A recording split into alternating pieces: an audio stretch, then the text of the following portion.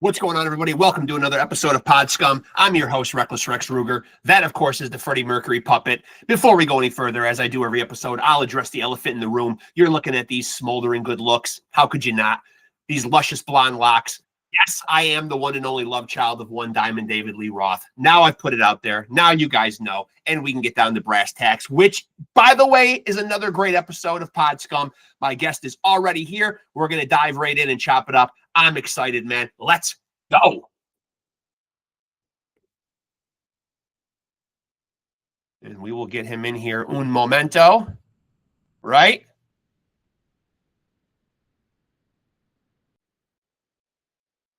I hope. Let's Joey, go. how's it going, Hey, man? what's going on, brother? Good to have you on here, man. I appreciate you doing this, man. Thank you. Yes, sir. How are you? You rushed home for me, man. That makes me feel pretty Absolutely. good. Yeah, man. I was excited to do this, man. I haven't done an interview in a while, and Thank you, man. when you hit me up, dude, I was like, "Fuck yeah, fuck yeah." And so usually when I start these things, as I do with every episode, because I'm talking to musical artists, a lot of them have that same backstory where they grew up with either musically proficient parents or a household very rich in music, records playing, this and that. Was this the case for you? Absolutely not. No, It was the complete opposite. Okay. Yeah, my dad, I mean, couldn't name a song to save his life. My mom likes guys like Kenny G and mariachi music and stuff, but like it was never yeah, there's definitely nobody in my family that had any musical talent really, like that I drew from, you know what I mean? This is all I have no idea where it came from. Really? And so Yeah. So what was your foray into music then? What was your exposure? Did you have like siblings that got you into music? Absolutely. Yeah, my cousin Richie, who pretty much I owe my entire career to, he was that older cousin that kind of I guess like the black sheep. He was a metalhead, and dude, I would go hang out with him during the summers, and he would basically show me. He was the one going to concerts and going to see like Slipknot and Mudvayne, and like that was my generation, was kind of more the new metal era, and that's what was kind of hitting. So like, you know, Limp Bizkit and all these other types of bands and shit like that, and he's the one that kind of exposed me to that. But as far as like, but I mean, dude, I never even knew about drugs or anything like the negative side of it until I got older and experienced that for myself. So, I mean, he was definitely a positive influence as far as like showing me the music. It was never anything negative. But man, yeah, my cousin, he showed me heavy metal, dude. And then I kind of fucking joined bands and went and did my own thing. And yeah, that's who I owe it to pretty much. So was it a gradual progression? Were you listening to like lighter stuff and then gravitated towards heavier, more extreme music? I think, yeah, at one point it was like I was really into, because I was really young, and again with the new metal era coming in, like I really, as a kid, I was introduced to like System of a Down. You know what I mean? This is through my cousin, but dude, it was kind of like, I thinking back on it now, he really did kind of gradually get me into the heavier stuff. It's almost like he didn't want to turn me off of heavy metal like everybody else. Just assumed that the screaming and the yelling and the curse words and all that stuff. So like System of a Down was kind of like a light introduction to what metal was. And then from there, I mean, he was like, "Oh, you like this? Well, then you might like this." And I mean, once he showed me Pantera and he was like, "These guys are from here and these are from my hometown," then it kind of immediately just broke loose. But I mean, dude, I fucking love Slipknot. I loved Mudvayne for a little bit. I mean, and then you have like other bands in that vein. There was Shadows Fall, God Forbid. I mean, there's just a plethora of bands that weren't like, I mean, death metal or as extreme as I like now. But yeah, I would agree. Yeah, it was just kind of a progression but it was more like a floodgate, dude. It was like the one thing is like, "Oh, I like this. Well, then you're going to like all of this." And then he was right. So anything to keep you away from mom's Kenny G collection. Yeah, dude. She told me, dude. Well, the scary thing about that is I played a saxophone in high school, and so she got she got so I wanted to be a mariachi, dude. I wanted to play cornet and trumpet, right? Okay, yeah. And she refused to let me do that.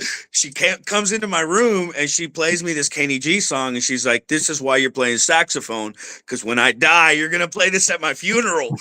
And I was like, "What the fuck, lady? Like, what am I supposed to do with that?" So, yeah, I got stuck playing saxophone in high school, and then eventually just quit for football, then quit football for drums, and then everybody was pissed, but I'm having a good time.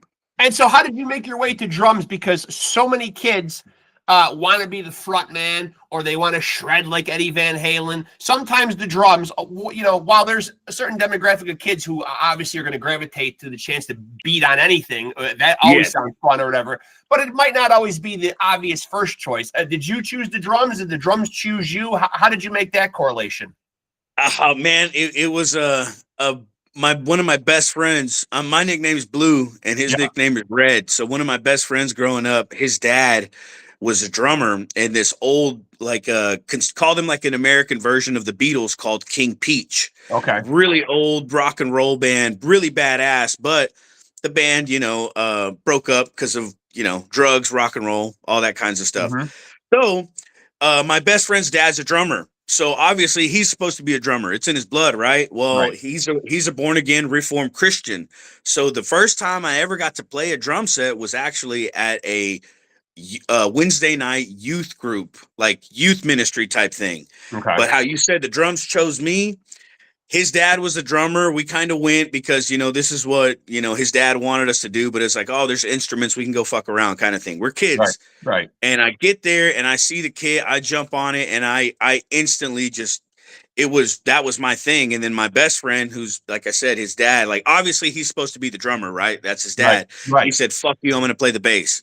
And we were kids, so his voice was all high pitched, and he was like, "Fuck you, I'm gonna play the bass." Yeah.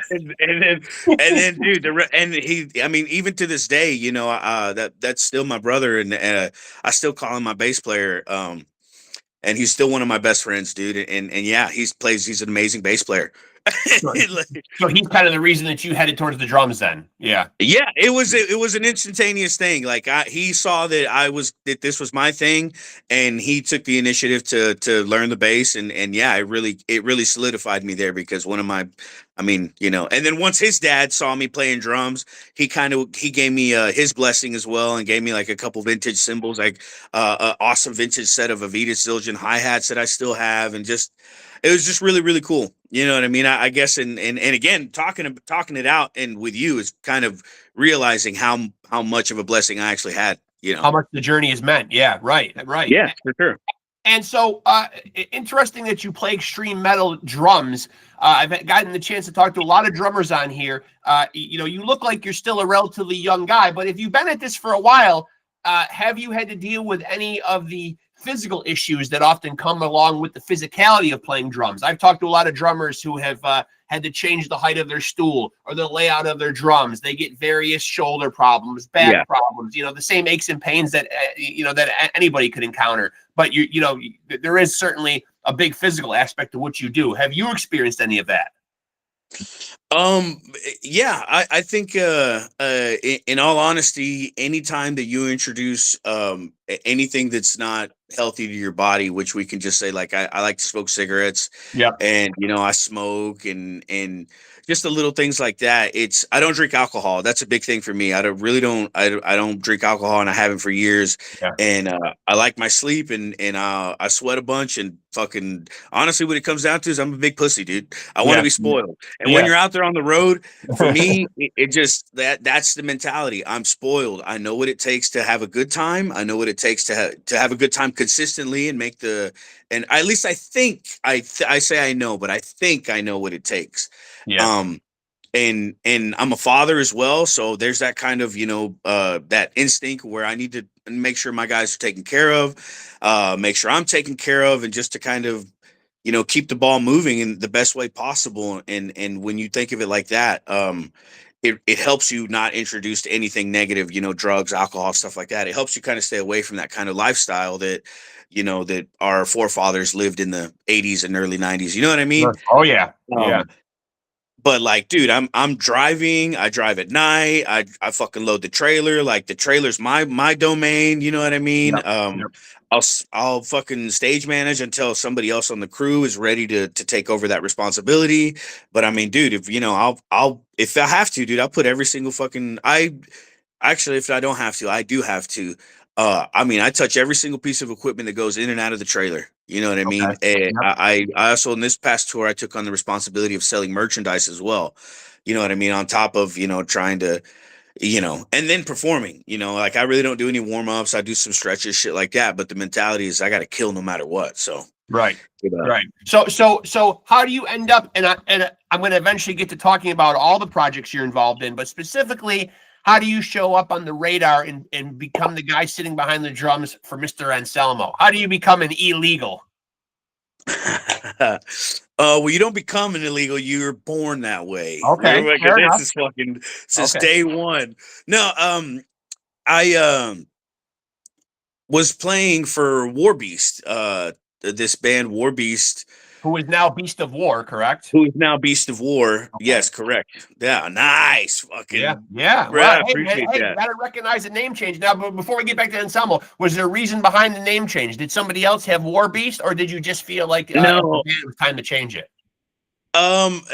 it was through Bruce Corbett, our singer for War Beast. He had passed away from throat cancer. Okay. And his dying request was for us to put the band to bed. Okay. So that's pretty fucking heavy. You can't really fuck with that. Right. So, Like this is the way to kind of keep it going, still pay homage to the original name and just absolutely, kind of yeah.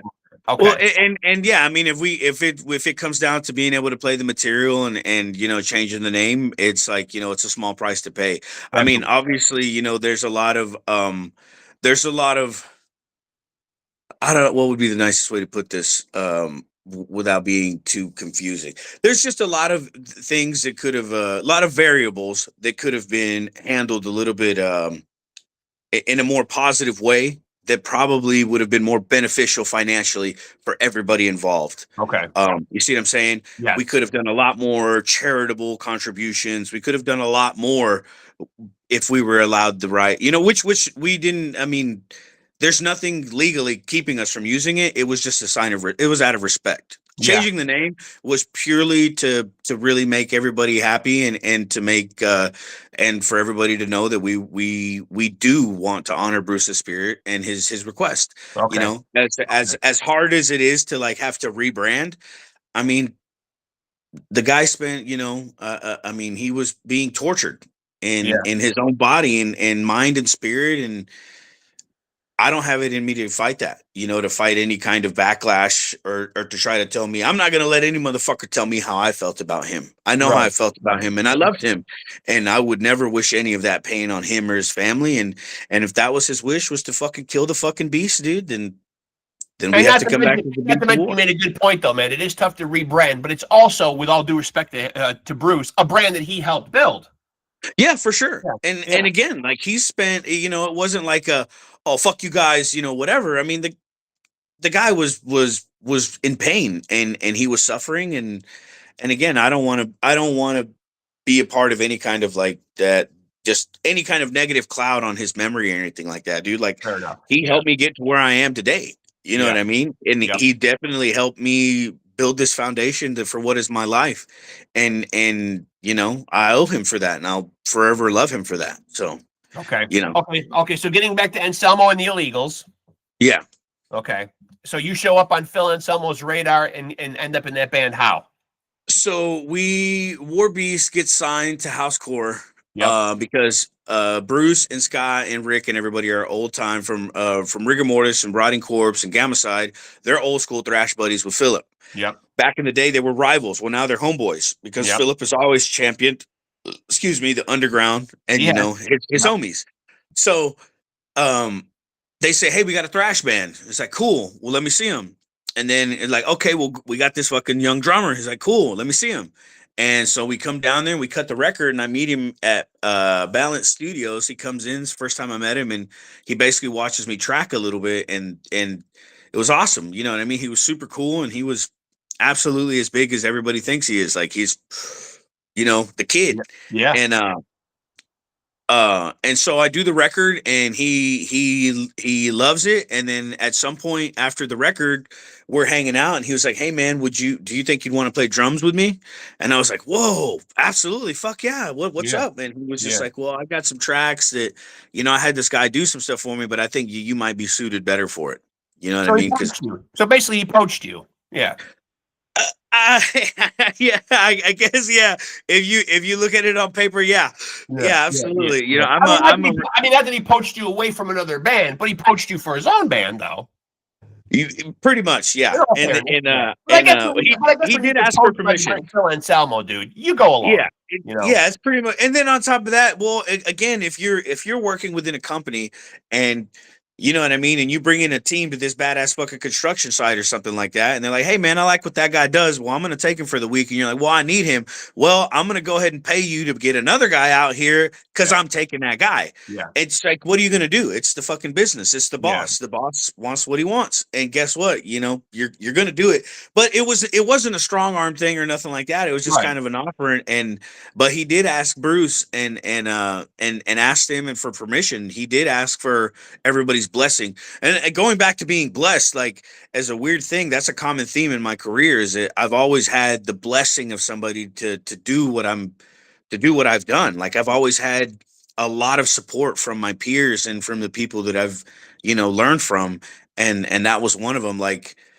Bruce was like, "Yeah, dude, I'm cool with y'all using him," and then everybody else was cool with it, and it led to a lot. I mean, it led to me traveling all over the world and ultimately playing Pantera songs to the revival of one of the biggest heavy metal revivals ever, dude. Unbelievable, unbelievable. And of course, for people that might not know what we're talking about here, I mean, I got a lot of metal fans obviously tapping this show. Obviously, the legendary Phil Anselmo puts together Philip H. Anselmo and the Illegals. So, in some way, as a young musician yourself, there must be a certain amount of uh, it must be pretty flattering for Phil to watch you track drums and then say, "I want you for my project." Yeah, absolutely. I mean, it was absolutely surreal. But as a kid, I think one of my best or a quality that I had was I was always so excited about being part of it, anyways, that I could, it was like, wow, you're Philip, but it was instantly, well, I mean that kind of mentality. I moved past that. You know what I mean? Like I Mhm. went to where it's like, okay, well, what would be cool is if I fucking give you a riff. You know what I mean? If I produce for you, if that Yeah, makes sense. yeah, Like it's like, all right, dude, you're here, you're in it. What are you gonna fucking do with it? And I just like, I mean, even now my guitar player, I mean Scott Shelby, he got mad at me the other day. He's like, "You don't even listen to your old records, do you?" And I'm like, no, I don't, because I want to write new records. I you want to want to move create more. forward. I mean, Yeah, it's I want to move forward, and it's nothing against those old records. They paved the way, but I'm not that person. I'm not that guy, and I mean, dare say I'm fucking better. You know yeah, what I mean? And yeah. I was happy, and there's a lot of amazing stuff that we did, but I'm just, again, I'm ready to do more. And so, when you're creating these Philip H. Anselmo in the Illegals albums, how much room does Phil give you guys, to contribute? Is it collaborative? Is it Phil just kind of coming in with the lion's share of the ideas and kind of orchestrating, or do you guys have room in there to input? Oh, we definitely had a lot of room. But I think the first album was a little bit more structured. Let's say that. Yeah. That's the album that he had some material that, again, he had tried to work up with somebody else, and then when I came in, it took on a new life, and then we reworked it again. So that's the first album took a little bit to come out, but after that album, the next two albums were definitely a lot more collaborative. Yeah. Um, and so how you were saying flattering, yeah, I mean, yeah, I could say now I was flattered, but at that point I was just scared shitless that I was even there. You know Right. what I mean? So I'm not worried about it's like, oh, I'm getting a compliment. It's more so of like, holy fuck, dude, now I have to, you know what I mean? It's Right. that. It's the urgency of producing something magical. And I think that's another variable that I had on my side, was that when it comes to performing under pressure and in the studio, man, if you need me to fucking put up, dude, and I got you. You know what I mean? That's Yeah. what I do. And, And And so when you're out there playing shows with Phil and the Illegals, you mentioned that you guys were, threading in some Pantera tracks, into the set. Were there any that you found particularly enjoyable to play? Were there any of Vinny's songs that you found particularly difficult to play? Oh man, it just they're once you play them right and give them the right character that they all need, which is fucking absolutely bashing the shit out of them, because Yeah. that's how fucking Vince played. Yep. And he has this rock feel that with the metal tones and just, I mean, he's more than a drummer. I think that's, as a drummer these days, it's so hard to find. As a musician, it's hard to find your identity. Right. Vinny knew who he was. He Yeah. knew where he was from. He knew what the fuck he was about, and it showed in his playing because he was a good old boy. And Yep. dude, I mean, I don't know. That's the only way I can really describe it. So for me to play any of those songs was one thing, but to start playing them right and to give them like Walk. Let's start with that one. Yeah. Super simple song, right? I've heard tons of cover bands fuck it up. I've heard tons of bands from Texas, dude, fuck it up. Like, Yeah. it's painful to hear that song played by anybody. Yeah. But when I watch some videos of when we did it, or like when they do it now, and the crowd is there and it's jumping, man, it's just, there's nothing better. You know what I mean? There's nothing more. That's about as spiritual and biblical as you can get, man. Yeah. That's Yeah. fucking revival right there. Yes. You know what I mean? You can see it. And to have the honor to even attempt that is one thing, but to do it right. And I truly feel like there was some times where we did it really, really fucking right. Yeah. Now, there was probably some nights where it was not so right. But Right. trust me, if it wasn't, I'm the one that has to dwell on that shit, not anybody else. You know what I mean? Yeah. So, like, Yeah. it hurts Yeah. my spirit if I know I fucked up, you know? Are you But are you particularly hard on yourself? absolutely. Yeah. Absolutely. I mean, I fucking hate myself as a person. I hate myself as a musician, as a brother, as a friend, as a father. I Yeah. mean, you can't fucking do what we do without being, your own worst critic. Yeah. Because I mean, I have to feel this way about myself because I don't give a fuck of what anybody else thinks about me. Are you a big one for then on that note, are you a big one for when an album comes out that you're a part of? Are you a big one for looking at reviews, criticism, feedback, that type of stuff?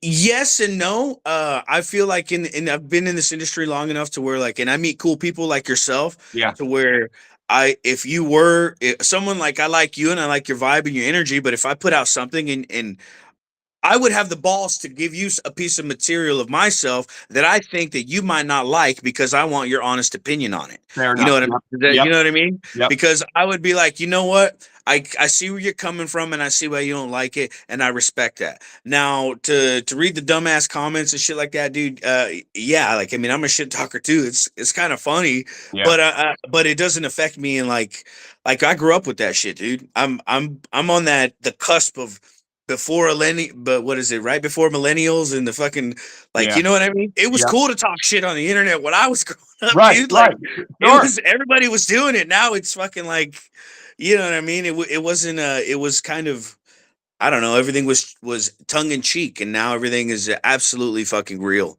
And Yeah. No holds barred. Yeah. Yeah. yeah, which is like, it's all fine and dandy, man, but going back to, like, being kind of negative or positive in this industry, that's not my bag. It's not my bag to fucking put anybody down, to shit on anybody's band or fucking whatever. If they're doing something illegal or fucked up or whatever, and it needs to be called out, obviously, but it's just not, that's not my shit, dude. I don't give a fuck. You know what I mean? Like, Yeah.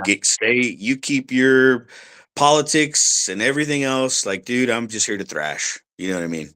And so what is your relationship, because it is such a big part of what you do? And you mentioned, handling the trailer, loading and unloading equipment. But at the end of the day, it is enjoyable, exciting to travel. But you mentioned you have a family. Sometimes it's difficult to tear yourself away from your creature comforts and the things that you like and head out on the road and go tour. What's your relationship with touring? Where do you stand on it? It's such a big part of what you do. I love it. I mean, it's definitely a comfortable space for me. Yeah. The United States. Yeah. I mean, I relocated to Dover, Ohio. So I live in a tiny town just like probably about an hour south of Cleveland. Okay. And I moved here to help out my mom, and my wife just got a real estate license here, and we're trying something different. But all of my music is based in Fort Worth, Texas. Okay. I have GammaCide, Perico, and Beast of War. So I fly frequently back and forth to write, record, to play shows, to tour. That's our home base. I mean, dude, I got the storage unit full of my fucking gear, dude. It's like Batman. I'm like Yeah. Batman, but with drums, dude. It's Yeah. the shit, dude. Right. You get your back. Right. You get your back cave down in Texas. Yeah. Fuck yeah, dude. And dude, my guitar player Scott Shelby is just the shit, dude. And he's got a beautiful home, and he's, dude, that guy's been my family for years, and he lets me, takes care of me when I'm in town. And so I have just, dude, that's been another thing I've been in my career that's been a constant is I've always had a really positive support system. Yeah. But I made it a point to try to, show up for the most part. We all fuck up here and there. Have you always been the type of guy, and I'm always amazed by it, having musicians on here, I respect the guy who has that singular focus, all his eggs in one basket, and is committed to one band. But then I'm fascinated by these guys that can be in, I've had guys on here in 4, 5, 6 different bands. I'm amazed at the energy level, carving out the time to do all this stuff. You are in multiple projects. Is this the way that you like to work? Yeah, the more the merrier. I just, idle hands is the devil's work. And after COVID and after a few years, dealing with life and getting older, it just, the busier I am, the happier I am. And it just kind of, it makes my world go round, like I like to I just did a tour. I mean, the only reason I even want to be home right now is because we haven't really been home for months. So it's nice to, I like to try to ride that fine line of being a homebody during the holidays, and then once the year cranks up, like touring seasons, I like to try to follow the touring seasons and get in my touring, and then still have the home life, that little last part of the year. Yeah. But I'm sneaking in couple Thanksgiving gigs, sneaking in a fucking Christmas gig. Right. So you know what I mean? Like, dude, it's just it makes me happy. It makes me happy, the hustle and bustle. Like, I do video editing now for my bands, and like, all the guys that I jam with are passionate again and fucking happy to be doing it and excited. Like, I don't fuck around, man. Like, again, being spoiled, I had the opportunity to jam with Philip at such a crazy level. And then one of the last tours we did was an arena tour. Like, and then I went from doing that tour to doing shows with the Dover Brothers for like 10 people, dude. Like, 4-hour sets for like 10, 15 people. Yeah. You're talking about fucking humbling, dude. Like, Right. it's like the Iron Sheik. I will fucking humble you, dude. Life did. Yeah. But guess what? I loved it. I loved every bit of it. Seeing the duality of it, and finally getting my taste of that kind of midlife crisis, or that kind of feeling of what it's like to like, this is, how do you measure success? How do you see it? Right. You know what I mean? Right. Like, somebody could be like, man, that's a fucking fail, dude. But you know what? I took it as a fucking win, because the guys I were playing with, we learned a bunch of cover songs, a lot of old country, a lot of old tunes, and it really added a lot to my wheelhouse, changed my way of thinking, my way of playing, and man, I'm a better man for it. And I fucking love every bit of it. So I love the Slayer tour that we did. We did arena rock, bro. We did a lot of major arenas across the country with Slayer, Primus, and Ministry. That was fucking awesome. Yeah. Well, I did a couple weeks with the Dover Brothers in breweries and country bumpkin towns with some really nice people. And I can honestly tell you that I learned just as much on that small tour as I did on the Slayer tour. Is it hard for you to get up for those shows? Like, obviously, like, I know those 10 people that show up, it's not their fault. They still deserve the best possible show that you can put on. But you, as an artist, is it hard to look out there and only see that amount of people and mentally get yourself up? No, because again, going back to one mentality I have is that nothing is going to stop me from putting on a good show. Yeah. Like, if everything stems from that, I have to put on a good show. It doesn't matter if my girlfriend fucked another guy, you know what I mean? Or she caught me cheating, or I'm doing something I'm not supposed to. It doesn't matter. The whole fucking point of the gig is to be an entertainer and to transcend whatever else that we're dealing with. Right. So again, like I'm used to people, like let's say 10,000 people in a giant circle pits. Well, and on a few months later, I saw an elderly couple that has didn't say came in, sat down for about an hour and didn't say anything to each other. Right? Just sat there sipping a beer, smoking a cigarette, didn't really say anything to each other. Then we started playing the love songs, right? Like Sway and stuff like that. Really old, nice songs. Yep. And then, I see them, the smile perks up, dude, and I see this really intimate moment happen. And because I see everything, dude, I got fucking badass contacts and I'm fucking looking at everything while I'm playing. Yeah. I'm very aware of everything. And that moment was enough to, like how you say, if I wasn't hyped, that moment enough was to bring me back into I love what I do. And that's what's important. Is I went through a time where I didn't know if I actually love what I did. I'm just kind of here. I'm good enough to be here.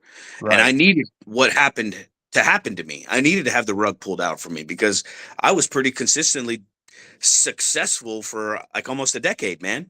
So Yeah, and that's kind of nice to see that transformative power of music right in front of your eyes too. You know what I mean? To fuck see that yeah, smile come dude. on. Yeah, that's Yeah. great. Yeah. Who knows how long they've been together? They've said every fucking thing. She's bitched at that guy Yeah. for how, dude, so much they don't say shit to each other. He's been But pushing guess the what? ringer. We Yeah. played Sway and they fucking swayed. He gave her a kiss. Like, dude, really awesome moment, really powerful for me. And it might not mean shit to anybody else, but Right. that's exactly what I needed at that point in my life, was to see that moment, to see that what I do does have an impact. You It know what I mean? transports people. Music transports people. I know this because, like, my day job is I work in healthcare as a nurse, and I work in a nursing home, and they will bring in artists who will play those oldie songs, and Yeah.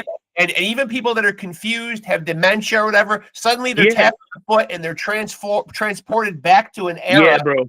Yeah, Yeah. it's awe inspiring to watch it. You know. Well, that's exactly what my guitar players in the Dover Brothers were doing, was Yeah. the retirement home and the Yep. the kind of those kind of old folks home circuits. Yep. And so, you mean, that's the stories they would tell me, like somebody who's neurologically broken, Yeah. but has limited motor functions, limited, Right. physical movement, but they hear a song and they tap their foot or they tap Right. their hand or even try to sing, and it's just Right. They're like, dude, still in there somewhere. They're still in there God, somewhere. dude, it's so fucking heavy, bro. I Like, we're know. talking about breakdowns and fucking like Yeah. windmilling our hair and all this Yeah. other shit and black metal corpse paint and shit. And to see something like that, but not only to see that, that's powerful, but to be a part of it, to Yeah. be aware of your position in that. And Yeah. that's, and again, like I think that's what I needed to see in my career. And that's why I'm back to doing what I'm doing. Like I love playing those cover tunes and those old songs, but I'm a thrash metal drummer. That's where my Right. energy's at, dude. And I see it in dude, every fucking Gammacyde video that's come out, dude, is pure fucking energy. And I know we know where it's coming from. But it's my Yeah. responsibility now, more so, to keep myself in a position. Again, how you're saying, the physical aches and pains. It's my responsibility to be healthy, to Yeah. survive, to not Yeah. fucking do dope and be stupid, and realize that my responsibility can be so much more, so much bigger than just playing the drums. You Right. know what I mean? Like, I'm Well not out said. here trying to get people to go to fucking church. The church Right. is fucking thrash metal, dude. Come to Right. fucking thrash metal church. I'll fucking Yeah. whip that ass. Yeah. Yeah. Now, so I want to touch on all these projects, man. I'm not going in any particular order here. Just give the fans an update on what's going on. You brought them up already, so we'll talk about Beast of War. Where are you guys currently? What's going on? What plans you got? Beast of War has kind of taken a little bit of the nicest way to put it is like a little bit of a backseat towards Gammacyde. So Beast Okay. of War consists of me and Scott Shelby, who are also in Gammacyde, and Beast of War, our guitar player Drew Shoup. He's a fantastic young guitar player. He's a fantastic human being. He had to step away from the band for to be a father and just to be there for his family. Okay. And we love him and we respect him for that. And so as of now, Beast of War is kind of looking for a guitar player. We did add a bass player, Zai Cavazos. He's a badass guy, and he's a young, hungry musician. He's great. But Beast of War is kind of we're stuck looking for a guitar player. Um, so that's where that's kind of at right now. And again, with the momentum of Gammacyde, we've just kind of I don't know. We're kind of hoping that somebody falls into our lap. Somebody that wants it can come be a part of it. Because we really reached out hard. You know, like when you really put yourself out there for a chick, and it's just like it just doesn't work out or whatever. Yeah, yeah, I feel like we kind of did that a little bit with Beast of War, and it's just there's a lot of good guitar players out there, but again, everybody needs the situation to line up for them. There's nothing that we can offer. We're not offering to pay anybody to come in. You know what I mean? We can only do so much. So, right, you right. know what I mean? Yeah. Do we want to find somebody local in order to kind of, figure that out? Or do we want to fly somebody in? We'll see. The last guy that said he was going to fly in kind of Flaked. fell through. So, Okay. oh yeah. Okay. So, Oh, yeah. all right. So then how about Gammacide? What's going on with Gammacide then? Oh man, Gammaside's firing on all cylinders. We're gonna start trying to mess with some new material. Hopefully have an album for next year. I mean, we sold out of vinyl, CD. We're kicking ass, man. We just did a 2-week tour up the East Coast, the Toxic Texas Thrash Invasion. Gammaside's been around for quite a while too, have they not? Yeah. This tour was actually the 35th anniversary of Victims of Science of the album. Yeah. The album came out the year I was born, 1990. Wow. Wow. Yeah. So that's another thing consistent in my career is that I play for bands that I never got to see perform live. Right. So, like I never saw Superjoint, I never saw fucking Gammacide, never saw Pantera. Like, you know what I mean? Like it's fucking pretty weird. So all things are going great in the Gammacide camp though right now. Yes. But so Gammaside's firing on all cylinders, and we're gonna be doing we're gonna be working on new material. I mean, dude, our stage show's a lot of fun. The material's a lot of fun. It's some of the most bombastic, badass thrash ever. Period, hands down. That's not because I'm in the band. That's because it's a fact. Like it's a lot of fun. It's party music. It's fucking, it's fucking let's go circle pit music. It's the shit. Yep. And it's Yep. exactly what the kids want, dude. I mean, Yeah. it's what they want. They just want a circle pit, dude. No doubt. Everybody just wants to fucking take off and have a badass time in circle pit. Yeah. And that's where we're at, dude. We have a show coming up. We have a Thanksgiving show with DRI the Friday after Thanksgiving, and then we're gonna do a San Antonio show. We just played San Antonio on this tour, but it was so badass. We picked up another show there, so we're gonna go back for Turkey Day, and then that's it for Gammacide this year. And then just get together and write new tunes and start to demo shit, and hopefully have some sneak peeks and teasers. And Gammaside's working on also a thrash documentary too, so that'll be huge. Nice. Yes. And so obviously you've been in multiple projects with Phil. Before I start talking about the Illegals, you mentioned Superjoint. Realistically, did you get a vibe off of Phil that there will ever be more Superjoint? As of now, probably not. I mean, Okay. it really doesn't. The demand probably isn't there, and if the demand isn't there, then there's really no reason to mess with it.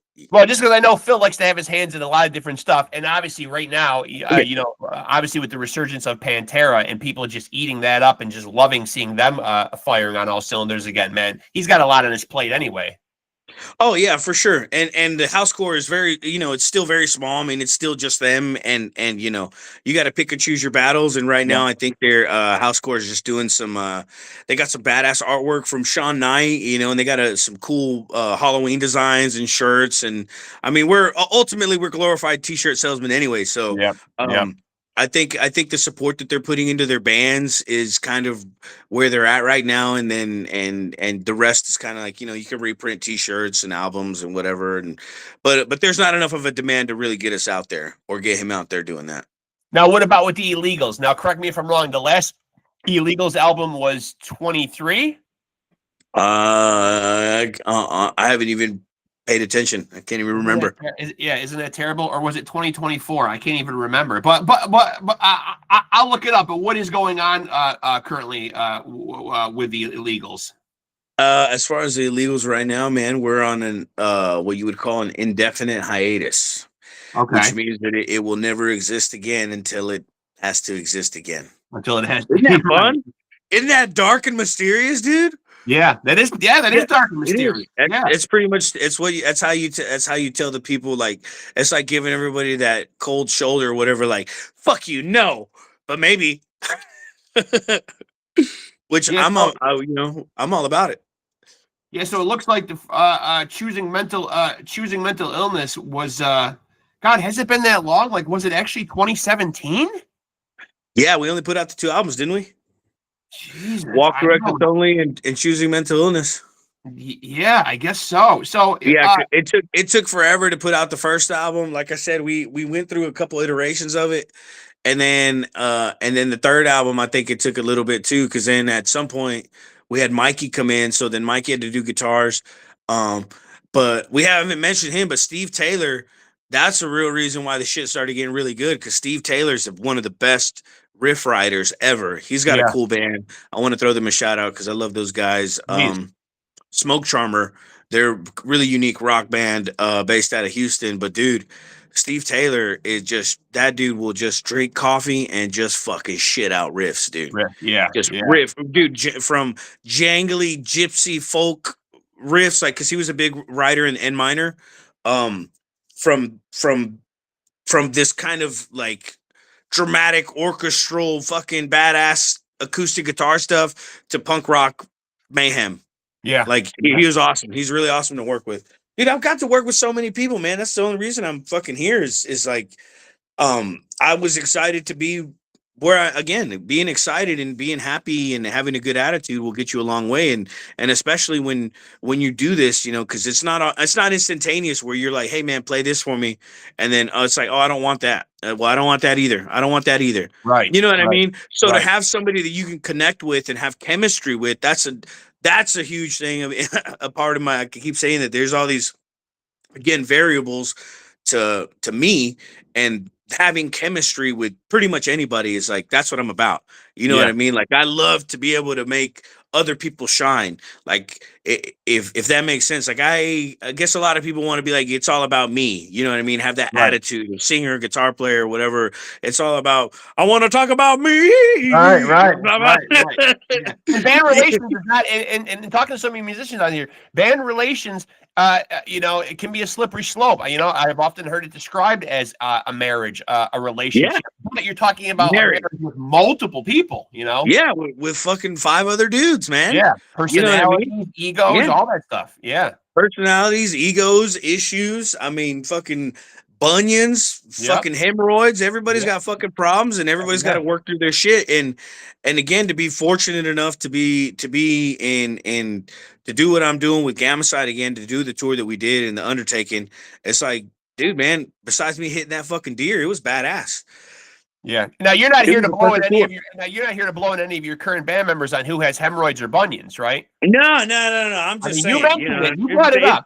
I'm just, you know what I mean. You know what? I'm a realist, and I look at things on paper. I'm a numbers guy. There's Yeah. 6 of us. I know I don't have bunions or hemorrhoids, so I'm sure somebody else does. Somebody has them. Yeah, right, right, right. Somebody, Yeah.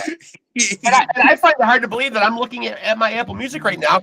And yeah, that last Illegals album was 2018. I don't know why I thought it was within the last couple of years. Probably because I just saw Pantera, at the beginning of the year.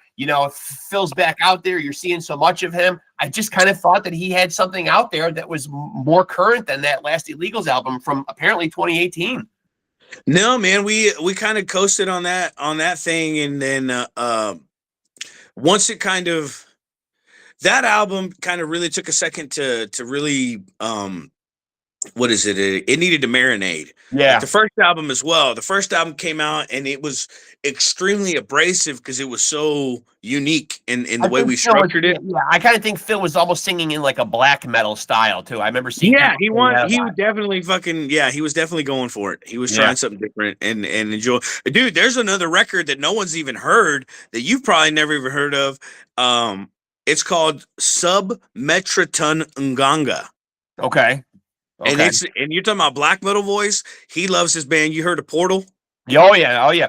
He- I completely attribute knowing Portal and loving Portal because of Phil. Yeah, I have. So Philip just breathes that music, and he was on a super huge Portal kick. So we wrote an entire album, basically like as a Portal worship, Yeah. right? Yeah. And he even got some of those dudes to play on it. And we wrote this whole fucking record, dude, and it's fucking badass. It's some of the best death metal that never came out. It's amazing. Like it really is, dude. I'm shredding all over the place, dude. I'm just ripping. And we wrote it, and it's all produced and done, mixed and mastered, and it's just sitting there. We just never put it out. Will we see it? Will we see it ever? Will it see the light of day? Probably not.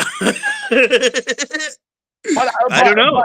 But is there a reason? But is there a reason why we wouldn't see it? Can you put a finger on it, or do you have some inside information as to why we won't see it? I mean, it was never. It sounds like a masterpiece.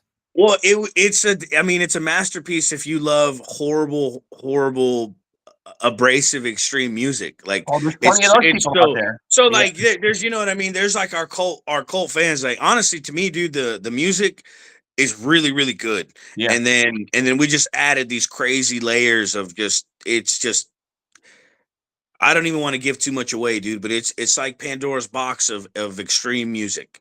You know what I mean? If you were yeah, just put it that way. If you got Philip got a hold of Portal, and Portal was an orchestra. Yeah, that's what you would get. You would get this album, and it's a lot of fun. It just kind of like, I don't know. Again, it just never. It's not really commercially appealing.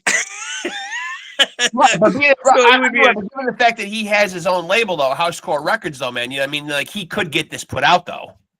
Oh yeah. This is purely this is purely selfish. like a passion project. Yeah, purely passion. But I mean, will it ever come out? I mean, if he ever gets a wild hair and wants it out there, to me, I think it would be the shit. You know what I mean? I mean, I'm not expecting it to fucking hit the charts or nothing like that, but it's a lot of fun. It's definitely I'm proud of it. But yeah, no one's ever heard it. What is the name of the project? The name of the project is Submetroton Nganga. Okay, that was the name of it. Yeah. And does the album have a name, or like did you never even get that far? I think he had an idea, but I don't really recall which one, because it was he had a couple different ones.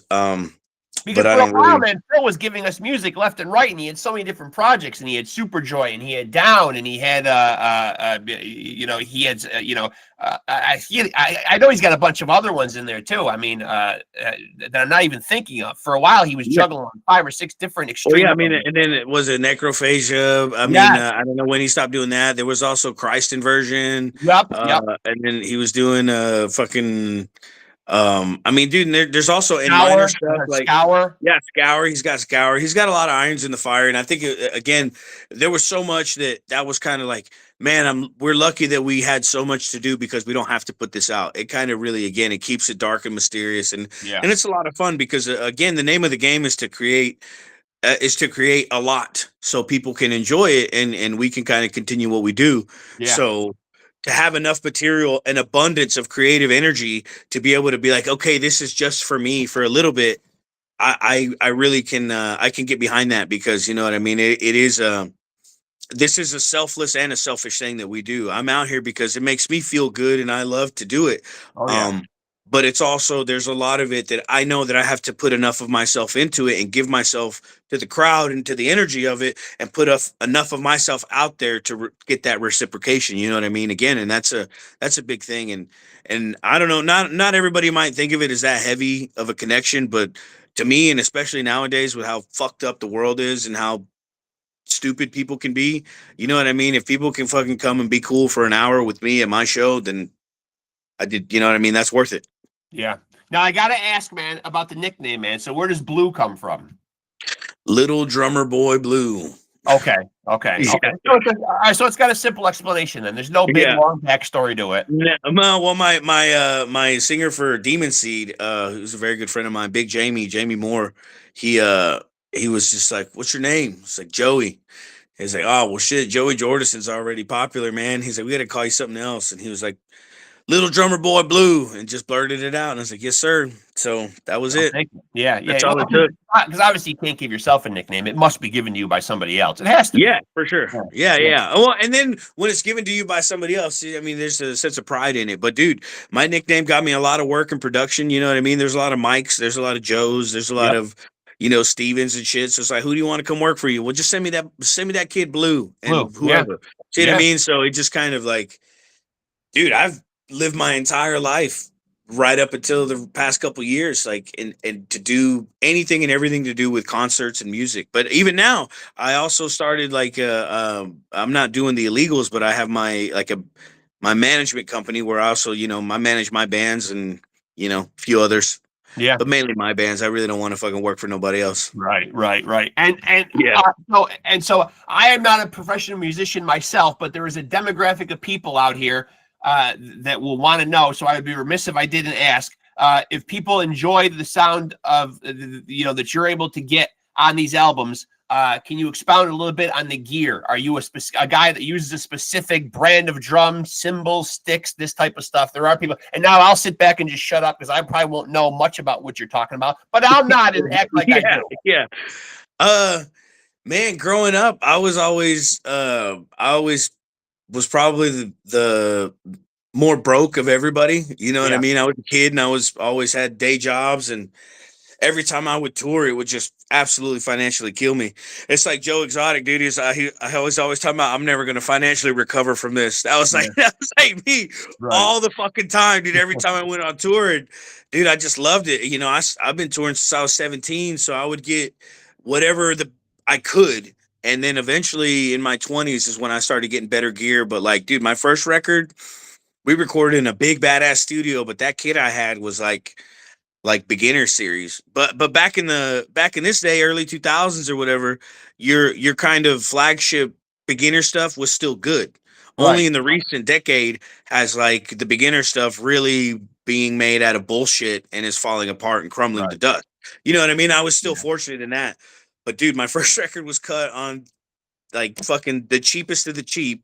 The second record got a little bit better, and then by my third record, when I was jamming with Philip, by the time I started jamming with Philip, I really I was working a lot. I was older, and I had a good career, so I fucking invested in a badass drum set, a custom kit, and from there I've kind of been. I understand the importance of having really nice gear, but dude, I pride myself in trying to have, you know, badass tone and dude, I love my Tama Star Classics, dude. The Tama kit is the shit. My fucking Sarsi Capito pedals, they're the fucking shit. They're the new wave, the Polish fucking devil's hoof, dude. Yep. Yep. Boutique pedals, they're sick. And I'm sponsored by the Diodario family, so I have Evans, ProMark, Pure Sound, and I also have my rep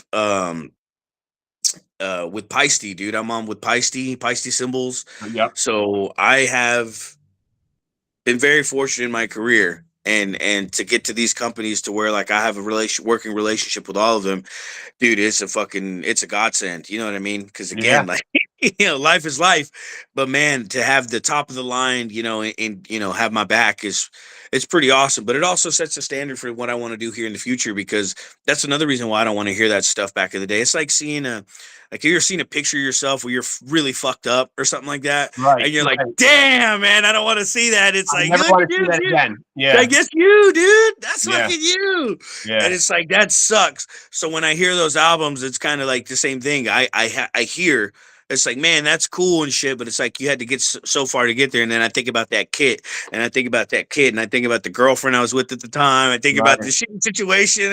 Right. It's like, man, and then somebody broke it or this, that, and the other, and it's like, you know what, I'm okay.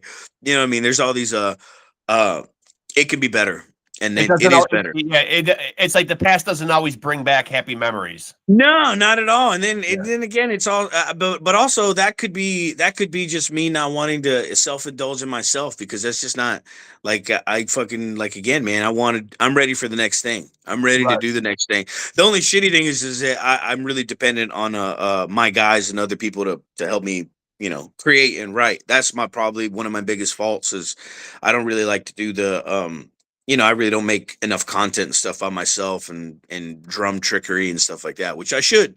I Yeah. just, Yeah. like. And so before I let you out of here, I know this is an important part because everyone's doing something on social media. So if people want to tap in to what you're doing, what the bands are doing, where's the best place? To find out more about me and what I'm doing, you can go to gammacide.com for anything and everything Gammacide. And then we're Okay. also on Instagram. Yep. And then for my slam band, which we really didn't get into too much, No, please go ahead. Perico. No, Oh I'm yeah, glad you brought him up. Go ahead. Go ahead. Put there's some also shine on them. my slam band Perico, my beatdown band. Okay. You can go to beansandricebeatdown.com. Nice. Beans and rice. Yeah. Yeah, beansandricebeatdown.com. Yeah, it was some dirty south slam. It's a lot of fun. I fucking my character is Lucha Blue. I wear a luchador mask and fucking and jam and shit. And Oh, right. it's I a lot did of see fun. that online. That's Yeah, bad. we got palm LED palm trees we put on stage, and Yes. my drum rug is like the fake grass and shit. Oh, I It's all love beach that. vibes, dude. Cartel beach vibes. That's the whole Yeah. point of that band. Yeah. But it's kind of just a lot of satire and a lot of fun, man. It's really aggressive, really abrasive. Got some hip hop elements in it, and just very different. But dude, it's kind of it's two different worlds, man. Doing Perico, the slam band, and doing the thrash band. But it's very cool to see that the thrash thing, the new generation of fans are absolutely loving it, and they're ready for more. And then with Perico doing this kind of, just slam kind of material with the hardcore and the hip hop elements, it's the same thing. These kids are fucking dying for it, man. They just want to jam. People just want to fucking jam and Right. headbang and have a good fucking time. And and that's why I need my heavy metal, dude, because Yeah. that's what I'm best at, dude. And if I can be a part of that and help you headbang and get your heavy metal on, fucking bring it on. And now But what's that's the my name two babies. of the slam band again? Perico. How do you spell Perico. it? Perico. Perico. Okay. Okay. Yeah. Now it sounded difficult when you pronounced it, and then when I read it down, I'm like, oh, come on, man. Any idiot can say Yeah. this. It sounded all exotic when you said it. Well, it is. I got to keep it a little exotic. I mean, Right. you know, You got to throw a little flair in there, man. yeah, absolutely. I mean, Gotta yeah, make it sound absolutely. like- But it's for everybody, dude. Perico's for the kids and for the adults and for everybody. It's a lot of fun, dude. Our merchandise is going to be unmatched. I mean, we're about to launch a online made to order merch store. Okay. So you can literally pick out of however many designs we got, pick your fucking design and then pick your size, and we'll print it and ship it to you. That's No awesome. more like waiting on, and then that's also going to eliminate waste for us because we don't have to fucking overprint shirts. You know what I mean? And what type of music is this? Like when you say beatdown, what can fans expect? This is like hardcore? Oh yeah, hardcore. I mean, dude, slam. Like if you ever heard of Filth, Sure. Filth, Kubla Khan, 200 Yeah. Stab Wounds, fucking a little bit of Hatebreed, a little bit of Slipknot, just for my influences. But Okay. yeah, just really, I mean, fuck, dude, rhythmic slam with a little bit of I'll send you a link. Okay, please do. Yeah. And of course, if people want to find out about you specifically, I'm sure that you're on Instagram as well, right? Joey Gonzalez. Yeah, you can. My Instagram is Blue Thrash 66, and I'm on Facebook, and I'm on all that good stuff. And to all the fans and everybody listening, thank you for the support for the years. And we got lots of new music and lots of cool shit coming up. And all you got to do is stay tuned. Yeah, I'm excited, man. I appreciate you doing this, man. This was a lot of fun, man. Thanks, So, please stay in touch, man. I would love to have you back on again. So you've always got a platform here. Whenever you got something going on, let me know. Appreciate it, man. And I'm up here in Ohio. Dude, where you at? I'm in upstate New York. Oh shit, right on. Well, you gonna come out to the festivals next year? It's about to be fucking cold here, man. I can tell you that much. Oh, it's about to be cold here. Well, we're booking a whole tour for next year. Awesome. We're booking a whole tour for next year. So when we do that, man, I got to get you to come out. Maybe we do a whole thing with my guys and stuff like that. It'd be cool to do something in person.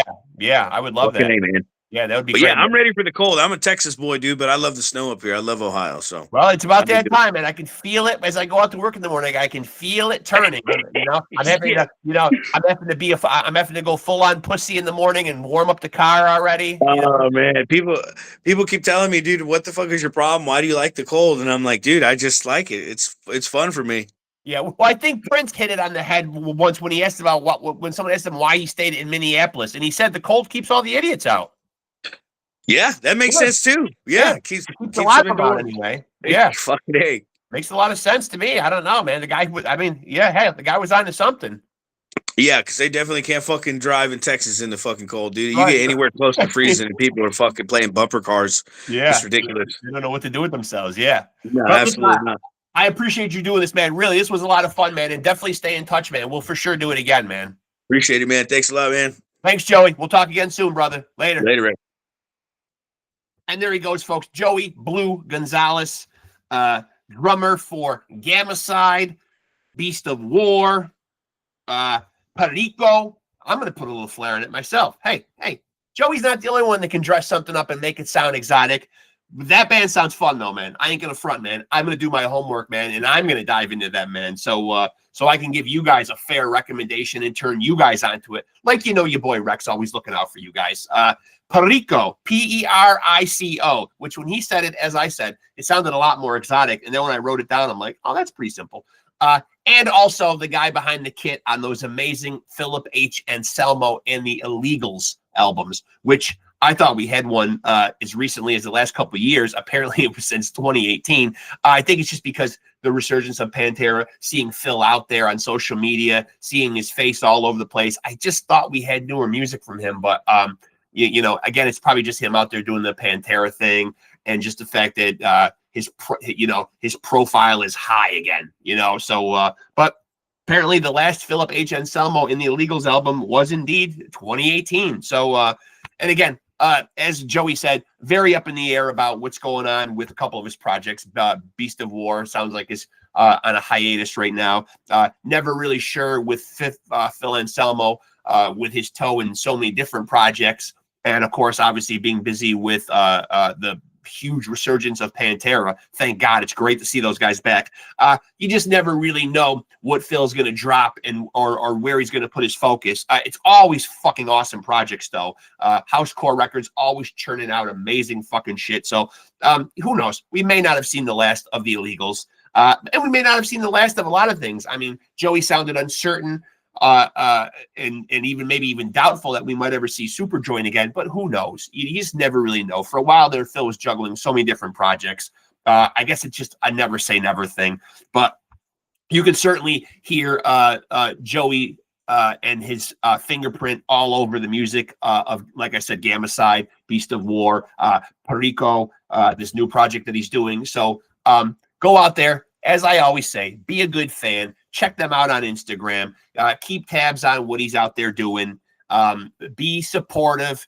Get on mailing lists. Sign up for newsletters. Go check out live shows. Buy merchandise. It sounds like his newest band is going to be a fucking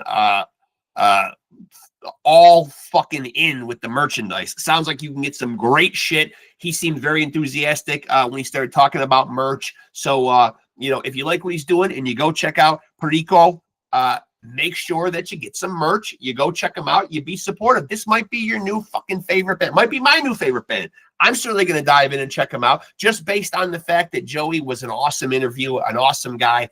And I'm all about supporting awesomeness at the end of the day. I'm fucking awesome. And I want you guys to support me. So again, thank you to Joey for coming on here today. Really, really enjoyed that conversation, man. Just a lot of fun chopping it up with him. With that being said, now I'll do my own shameless promotional spiel because as you all know, if you have a podcast, you must pimp it. My pimp hand is feeling very strong. So here I go. Make sure to tap into PodScum on Facebook. Our handle is Off the Couch Boxing and PodScum. Do not be confused. I have two separate shows. Promote them on one Facebook. So that's our handle. Same with Instagram, Off the Couch Boxing and PodScum on Instagram.